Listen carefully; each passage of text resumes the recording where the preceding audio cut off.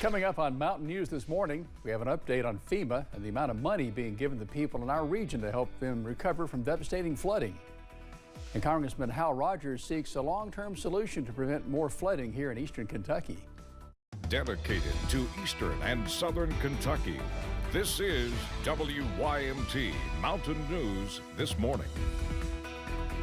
Yeah, we're just a shade before 5 o'clock on Friday, and that warrants repeating, I guess. Friday. Brandon Robinson's here this morning, and it's been a while, Brandon. What, maybe a week or so here for you. Yeah, about 8 days. Thanks to Paige Noel for filling in for me this week, and glad to be back. Glad you're here with us, too. Well, hey, glad to be here this morning. I brought the fog, and I guess you're going to bring us some rain, maybe? Unfortunately, yeah. Listen, it's a dark cloud that follows me around. It's back with me today, but we're going to see some spotty chance, I think, we head to the daytime hours into the night. But on a more positive note, it's the kickoff for Friday Night Football here in the mountains, so we're going to get kicked off for that here in just a little bit. But this morning, some fog out there, not too much in the way of moisture just yet. It will come a little bit later on this afternoon as we head deeper into that forecast. We take a look at some of that fog as we head to the first part of your day today, and you'll see again visibility pretty low out there in spots, down to 1 mile in Harlan, 1 mile in Logan, 0 visibility Pikeville and Middlesboro. Anything below 5 miles on this map, which is most of this map, is pretty dense fog out there. Temperatures in the 50s and 60s. Yes, it is the 19th day of August, and we are in the 50s and 60s out there. Very comfortable this morning, even cool for some across the region. May need a little extra on your coffee meter this morning to get you going today, I guess is the best way to put it. But for your day planner, I think we're going to be okay. We'll see some spotty chances for showers and storms this afternoon as we top out in the low 80s. Jim? Oh, good. Sounds like a quiet night for football tonight then.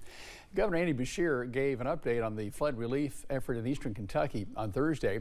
The death toll is still 39 in 5 counties. 2 women remain missing in Breathitt County. 455 people are in shelters, 319 of those in state parks. More than 2,600 service connections are still without water, and more than 22,000 are under a boil water advisory. At least 75 public bridges need replaced, and 75 more need repairs. Nearly 1,200 loads of debris have been removed. More than $42 million in grants have been approved under the FEMA Individuals and Households program. The money will help nearly 5,300 households. This includes more than $30 million from the housing assistance grants to homeowners to bring their damaged properties to a sanitary and fit-to-live-in condition.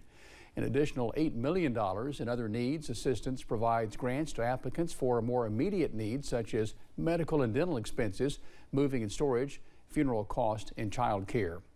Governor Andy Beshear says as far as the FEMA application process, there is more transparency on claims. So a lot of moving pieces, and we're going to try to further drill down on the different buckets. How many are pending? How many have been denied? How many have been denied and then later approved? What are the reasons? Governor Beshear says more transparency and more numbers will help families to know the additional work they need to do. Kentuckians can apply through FEMA at disasterassistance.gov. One family in Pike County has continued fighting for FEMA assistance. Kara Tackett is expecting her 7th child and was affected by the flooding. Tackett and her husband have applied for FEMA assistance and been denied now 5 times. Once following their initial application, 3 in a single day, in fact, after multiple appeals. And following our meeting with Tackett, she let us know she had heard from FEMA representatives about her family's 5th denial during these 3 weeks. Tackett says this is a difficult time, but persistence will pay off. Being in this position is difficult, but it humbles you. It humbles you. So we'll grow back stronger from this one way or another.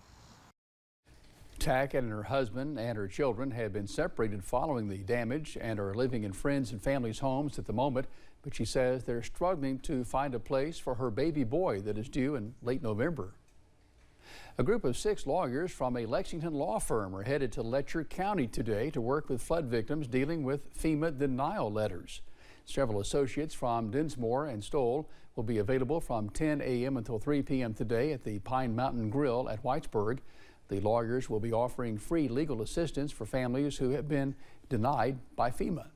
I've heard a lot of people feel very hopeless, and I think our message is don't give up hope, because these the denial rates have already dropped dramatically. They're still not where the acceptance rates are not where they should be, but things are getting better.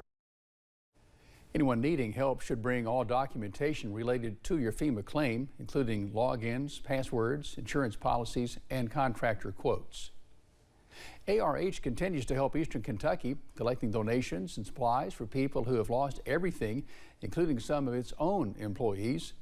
Brian Lucas is a Letcher County native and the clinical engineering director at ARH.